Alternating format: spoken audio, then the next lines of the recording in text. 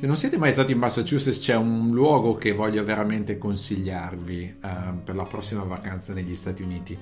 Si trova a Cape Cod, lungo la costa atlantica, verso la metà della penisola. In località South Wellfleet, vicino alla città di Truro, poco distante dallo studio di Edward Hopper, si trova una spiaggia che si chiama Marconi Beach. Non è una delle migliori spiagge di Cape Cod, ma è sicuramente uno dei luoghi più suggestivi della penisola. E se vi capita di andare lì, troverete vicino alle dune una vecchia radiostazione, ormai molto vicina alla battigia. Vicino alla radiostazione troverete una targa dove si indica che da quel punto, il 19 gennaio del 1903, l'inventore italiano Guglielmo Marconi portò a termine la prima comunicazione transatlantica senza fili tra l'America e l'Europa. Tanto per chiarire, quella è stata la prima volta in assoluto che qualcuno sia mai riuscito a trasmettere e ricevere con successo un messaggio che collegasse le due sponde dell'Atlantico. Ora il cartello riporta quella breve comunicazione radio che Marconi ha inviato dalla stazione di Cape Cod alla stazione di Poldhu in Cornovaglia. Il messaggio in realtà è uno scambio di saluti tra il presidente degli Stati Uniti Theodore Roosevelt e il re d'Inghilterra Edoardo VII, e le loro parole, che sono parole di circostanza, assumono in questo caso veramente un valore di passo per tutta la storia dell'umanità. Ora, per capire la audacia di Marconi nel compiere questa impresa, che peraltro fu il primo SMS della storia dell'umanità, vi chiedo di usare un po' di fantasia a questo punto. Noi siamo tutti nativi dell'età della radio ed è molto difficile capire com'era il mondo prima che la radio fosse effettivamente inventata. Allora vi chiedo di immaginarvi davanti all'oceano, lo stesso oceano di Marconi, la stessa spiaggia, ed immaginare il sole, i gabbiani, il vento, le onde, tutto come un secolo fa. Immaginate che a un certo punto arrivi un'altra persona che si unisca a noi e comincia a dire: ok, guardate, adesso io provo a lanciare una freccia all'orizzonte e questa freccia mi ritornerà indietro. Ricordatevi che ancora oggi ci vogliono 4 ore in aereo, in volo, per attraversare l'Atlantico. Quindi questo ci dà anche il senso della audacità di questa sfida, che fu più o meno quello che è successo a South Wellfleet con Marconi. Vi racconto questo per capire veramente quanto desiderio, quanta audacia, quanta umanità ci sia dentro la sua invenzione, dentro la sua impresa, e ci sia dentro l'impresa di ogni scienziato e ogni imprenditore, se vogliamo. Quella in realtà è la stessa audacia che qualche anno prima, nel 1895, aveva portato il giovane Guglielmo a sperimentare l'invio di segnali radio attraverso la collina che si trovava davanti a casa sua, Villa Griffone, vicino a Bologna. Guglielmo era da una parte e suo fratello dall'altra, e quello fu il primo momento in cui Guglielmo sperimentò l'idea di mandare i messaggi senza fili, cioè di trasmettere e ricevere onde sonore senza l'ausilio di un cavo. Ora, prima di allora, gli esseri umani erano veramente collegati già nel mondo attraverso una grande rete di cavi e comunicavano sostanzialmente attraverso telegrafi e telefoni. Questo in realtà era già un progresso straordinario, se ci pensate, che dava la possibilità per la prima volta di collegare 2 luoghi contemporaneamente e di fare esperienza di quello che chiamiamo ubiquità, veramente, che è una delle grandi caratteristiche della nostra vita moderna. Ora, giusto per darvi un'idea di quanto avesse un impatto la telegrafia, Lincoln usò il telegrafo veramente come strumento fondamentale per coordinare in anticipo le sue truppe durante la guerra civile americana. E la telefonia fu inventata nel 1876 e aggiunse al telegrafo la possibilità di comunicare dal vivo con qualcuno che non si trovasse nello stesso posto. giusto per darvi un'idea della radicale novità che la telegrafia e la telefonia, cioè i cavi, avevano già rappresentato nella storia dell'umanità, voglio menzionare il progetto più monumentale del XIX secolo, che fu quello finanziato da Citibank, che collegò tra gli anni 50 e 60 dell'Ottocento i due lati dell'Atlantico attraverso un cavo che fu posto sul fondo dell'oceano. Ora, se ci pensate, questo progetto è in realtà l'inizio del web, come lo conosciamo noi. È il progetto che stende per la prima volta il primo cavo dal punto di vista ingegneristico, ma questo progetto ha anche un valore filosofico, perché questo primo cavo che collega i due lati dell'Atlantico inizia una nuova consapevolezza che l'uomo acquisisce di sé. Detta in termini cartesiani, questa consapevolezza è: io sono perché sono connesso. Anche oggi, se ci pensate, non è cambiato molto. Io sono perché sono cablato, sono perché sono simultaneo al resto del mondo, sono perché sono onnipresente. Tutto questo oggi è concentrato nel nostro telefono. Ora, in questo contesto, la telegrafia senza fili di Marconi, o come la conosciamo meglio, la radio, o la radiotelegrafia, introduce un fattore completamente diverso e nuovo nell'evoluzione delle comunicazioni. Non solo perché lancia la sua invenzione su una scala globale, ma perché apre realmente una possibilità più pubblica di mediazione, lanciando veramente quella che è la nostra età dei media. Ora, a partire dal 1895, sulle orme della scoperta delle onde invisibili da parte di Hertz, l'invenzione di Marconi non riscosse particolari consensi in Italia e il governo italiano la ignorò completamente. Marconi però aveva una madre irlandese, allora cercò appoggio in Inghilterra, dove in realtà la sua invenzione trovò il sostegno del servizio postale inglese. Nemo profeta in patria, dicevano i latini, e questo in realtà sembra essere il caso per molti innovatori italiani. Ora, nei 2 anni successivi in Inghilterra, Marconi non solo brevettò la sua tecnologia, ma iniziò ad avviare la sua azienda, che chiama la Wireless Telegraph and Signal Company, aprendo la prima stazione wireless, cioè senza fili, sull'isola di Wright e stabilendo il suo primo impianto a Chelmsford. Nel frattempo Marconi continua a investire nella ricerca, nel tentativo di ampliare la gamma delle comunicazioni radio, e inizia a investire in eventi pubblici che mostrino a tutti i progressi della sua invenzione. Per cui nel 1899 manda un messaggio attraverso il canale della Manica, nel 1901 riesce a trasferire un messaggio che era la sola lettera S dalla Cornovaglia a St. John in Canada. A partire da questo traguardo in realtà poi Marconi costruisce una stazione in Nuova Scozia e quella di South Wellfleet su Cape Cod, di cui abbiamo parlato prima. Ora, a quel punto Marconi inizia a investire sulla sua tecnologia e ad applicarla alle navi reali e mercantili britanniche. Le navi iniziano a essere dotate di apparecchi radio gestiti da personale addestrato che si chiamavano i marconisti, e la tecnologia di Marconi inizia veramente a diventare un business globale e molto redditizio, soprattutto dopo che nella guerra russo-giapponese la tecnologia della radiotelegrafia inizia a essere usata anche a fini bellici. Ma i 2 grandi successi che contribuiscono a lanciare la Wireless Telegraph Company e farla diventare un vero e proprio monopolio sono 2 eventi del 1909 e del 1912. Nel 1909 la compagnia di Marconi salvò 4.000 vite dopo la collisione di 2 navi al largo di Nantucket, e nel 1912 i segnali radio inviati dalla RMS Carpathia contribuirono al salvataggio di 712 persone dal naufragio del Titanic.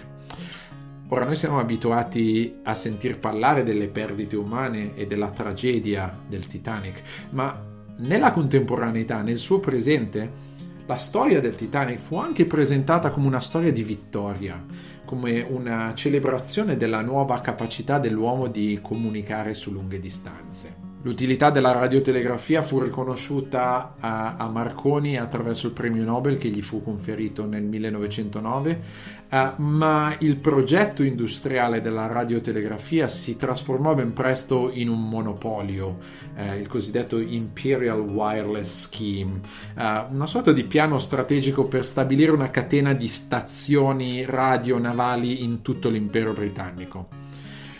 Ora, il progetto, che era un modello di comunicazione globale per la marina inglese, aveva trovato sostegno pubblico nel 1910, dopo che un assassino era scappato dall'Inghilterra verso il Canada ed era stato consegnato alla polizia grazie a un messaggio telegrafato dalla nave in mezzo all'oceano a Scotland Yard.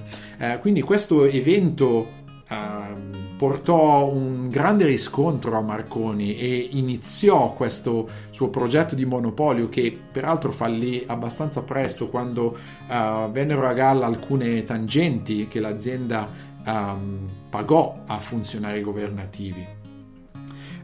Il monopolio delle comunicazioni radio di Marconi rimase in realtà alterato anche dopo questo scandalo, e questo almeno fino agli anni 20. In tutti gli anni 10 la radiotelegrafia globale continuò a essere un dominio esclusivo della comunicazione e della navigazione marittima. Marconi infatti aveva scartato completamente l'idea di trasformare la radio in uno strumento di intrattenimento, che era un'idea che aveva ricevuto da David Sarnoff, pioniere della televisione e direttore successivamente della Radio Corporation of America, la RCA. Marconi in una lettera del 1914 scrisse appunto a un giornale per dire che la sua invenzione era uno strumento scientifico e non un giocattolo per musica lirica o canzoni popolari. Nonostante questo, però, durante tutti gli anni 10 le trasmissioni radio iniziano a svilupparsi in America e le trasmissioni radio hanno a che fare con il repertorio musicale. La prima trasmissione radiofonica accertata di musica è quella del 13 gennaio 1910, quando gli apparecchi De Forest trasmisero l'esecuzione di Enrico Caruso della Cavalleria Rusticana di Pietro Mascagni dal Metropolitan Opera House di New York al resto della città e in aggiunta al transatlantico Avon che stava raggiungendo la città dall'Atlantico, quindi la combinazione dell'aspetto marittimo con l'aspetto dell'intrattenimento. Marconi non voleva investire nell'intrattenimento e lo farà solo a partire dagli anni 20, ma con la fine della prima guerra mondiale l'inventore inizia a utilizzare la radiotelegrafia in un contesto politico. E questo fu anche il momento in cui la sua invenzione, che era partita dall'Italia verso l'Inghilterra e poi da lì al mondo, ritorna di fatto in Italia. L'occasione di questo ritorno fu l'occupazione della città istriana di Fiume da parte di D'Annunzio, un'occupazione in violazione del Trattato di Versailles del 1919. La storia è semplice e molto nota come reazione all'idea di Wilson di raggruppare diverse etnie in uno stato slavo meridionale chiamato Jugoslavia, in cui erano incluse anche Istria e Dalmazia. D'Annunzio organizza una spedizione, una occupazione della città di Fiume dall'Adriatico e proclama la città una repubblica italiana indipendente. L'esperimento in realtà dura un anno, ma gli storici vedono in questa impresa in cui D'Annunzio veramente aveva capitalizzato sul senso di frustrazione per questa vittoria mutilata, vedono questa impresa come un modello che anticipa il successivo sviluppo del fascismo. La prima applicazione dell'invenzione di Marconi alla diffusione pubblica avviene proprio in questo contesto. Il 20 settembre 1920, a bordo della stazione radio navale sulla nave Elettra, Marconi è con D'Annunzio e alle 14:43 il poeta, attraverso gli strumenti di Marconi, lancia il suo primo messaggio pubblico in cui rivendica il riconoscimento internazionale dell'indipendenza di Fiume contro il patto di Versailles del 1919. Ora, la comunicazione di D'Annunzio da Fiume rappresenta la prima radiodiffusione circolare in lingua italiana. E questo capita 4 anni prima della prima radiodiffusione ufficiale italiana, che avvenne a Roma il 6 ottobre del 1924, poco dopo la fondazione dell'Unione Radiofonica Italiana. Ora, il coinvolgimento di Marconi con D'Annunzio era sostanzialmente motivata dal desiderio dell'inventore di porre fine al suo matrimonio con Beatrice O'Brien e tra le altre D'Annunzio aveva promulgato una costituzione di Fiume in cui era incluso anche il divorzio. Il messaggio di Fiume però segna anche una svolta significativa nell'approccio di Marconi alla sua invenzione, visualizzando il futuro collegamento della diffusione radiofonica con la politica. Ora, nel caso di Fiume l'intento di D'Annunzio era quello di utilizzare la figura di Marconi per metaforicamente amplificare al mondo la proclamata indipendenza di Fiume.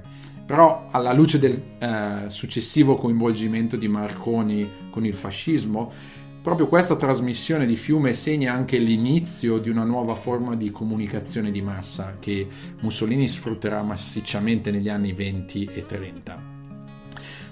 Voglio fare 2 considerazioni su questo primo messaggio. La prima, nel contesto della cecità dannunziana che era stata provocata da una ferita in combattimento durante la Prima Guerra Mondiale, D'Annunzio scrive il notturno a partire da questa ferita, a partire da questa cecità, la comunicazione di Marconi pone simbolicamente le basi per costruire un nuovo spazio acustico, che non è più basato su una collocazione o una presenza fisica, ma è basato su un tempo astratto e su un linguaggio che in qualche maniera è deterritorializzato.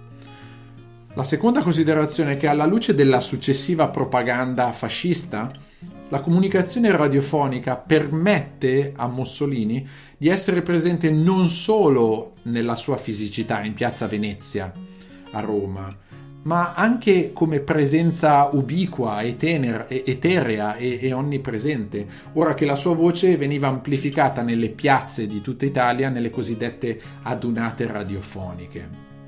Quindi la radio ha generato una nuova forma di linguaggio che poteva essere consumata ovunque, cioè in strada, al bar, sui mezzi di trasporto, ed è in realtà lo stesso per noi. La radio diventò sempre più popolare e a partire dagli anni 30, in concomitanza con l'inizio delle trasmissioni regolari, la radio inizia a acquisire una dimensione culturale, include contenuti come la musica classica, le riduzioni radiofoniche di capolavori letterari o i radiodrammi teatrali, e molti futuristi collaboreranno a programmi radio, Marinetti, De Pero, ma anche Ungaretti e Bontempelli, e persino i dispositivi radio acquisiscono una valenza culturale. I radiofonografi venivano chiamati infatti Petrarca o Ariosto. Ora, dopo la morte di Marconi nel 1937, la radio continua il suo percorso di successo e, come auspicava Marconi, diventa il simbolo di una nuova era di comunicazione di massa dove, Marconi dice, il pensiero sarà trasmesso via radio. In assenza di immagini, nell'era che precede la televisione, la radio diventa veramente lo strumento privilegiato di una immaginazione sfrenata o senza fili, come la chiamano i futuristi. E se pensate ai messaggi dei grandi leader politici, da Churchill, Mussolini, Roosevelt, Hitler, tutti questi messaggi arrivano agli ascoltatori senza immagini, delineando orizzonti gloriosi o manipolando la realtà, promuovendo la libertà, spesso in situazioni clandestine come Radio Londra durante la guerra, o magari annunciando l'avanzata di imperi totalitari attraverso l'uso della propaganda. Vi invito veramente ad andare ad ascoltare uno di questi discorsi, di queste figure, cercando di immedesimarvi negli ascoltatori degli anni 40, cioè senza associare quelle parole a un'immagine reale. Vi chiedo veramente di provare e di a vedere come reagireste. Voglio solo darvi un'idea per chiudere. Probabilmente l'espressione radiofonica più importante, più proverbiale, è quella con cui si apre la tappa Cuneo-Pinerolo del Giro d'Italia 1949. Siamo 4 anni dopo la guerra, quando veramente ascoltare il ciclismo era principalmente uno sforzo immaginativo. La trasmissione si apre quando il campionissimo Fausto Coppi era già in testa da 200 km. Ma quello che dice il giornalista Mario Ferretti nel suo esordio è qualcosa che rimane scolpito nella memoria, è l'espressione "un uomo solo al comando", e veramente non ci voleva molto per immaginarsi chi fosse, e non ci voleva molto per vedere nella propria immaginazione la pedalata di Coppi sulle asperità della salita. Ora, un uomo solo al comando è un'espressione che si riferisce al genio di chi si fa strada, spesso da solo, in un territorio inesplorato, e in realtà si applica anche a Marconi, che quel giorno, nel 1903, sulla riva di Cape Cod, ha iniziato da solo al comando l'avventura delle telecomunicazioni globali. Grazie.